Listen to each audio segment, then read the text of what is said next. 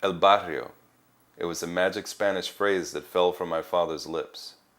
Spanish Harlem was a place that belonged to us, even if New York didn't belong to us.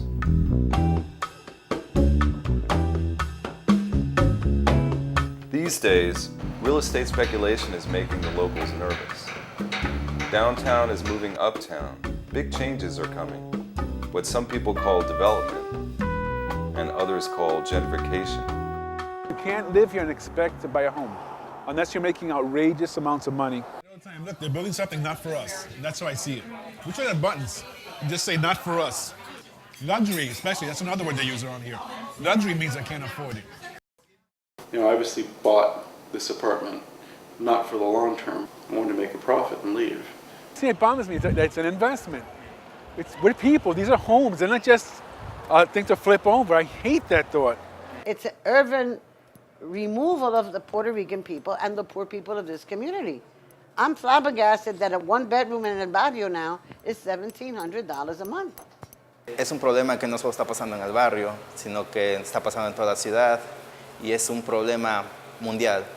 Definitely there is a benefit to having a mixed income community and setting. The problem becomes of how people interrelate and interact with the surrounding community they're moving into. When I came to see the place the first time, I loved the space. I was a little hesitant because it was a little dicey. You know, I see the drug deals that go on. The ice cream truck that sells ice cream when it's 20 degrees outside. You know, I'm like, do I really want to live across the street from the projects? In this case where it was a condo unit, a condo building, literally built across the street from public housing development. As I'm meeting with them, we're talking, and at one point they asked me, so what's happening with the buildings across the street? And I was a little perplexed because I looked at them and I said, well, I don't know if you know this, but that's public housing and that's not going anywhere.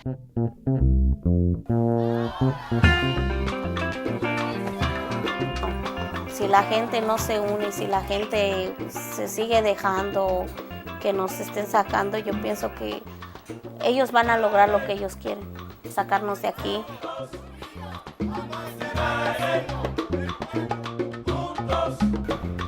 I think what alerted a lot of people were the two accidents that were broadcasted on the news. It's terrible, and you look at these pictures and you look at all the damage and you see metal and debris everywhere.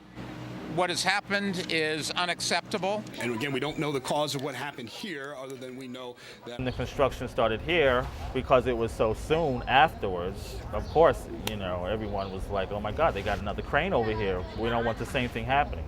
But we live here. I ask you a question. Mr. Brody don't.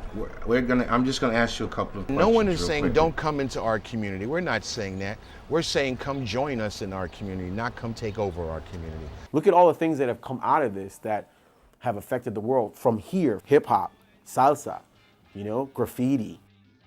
And now people want to come here and, you know, disown that, throw that off to the side, you know, like it never existed. You know, people just don't want change around here. It scares them. We don't want to lose East Harlem. We just don't want to lose East Harlem.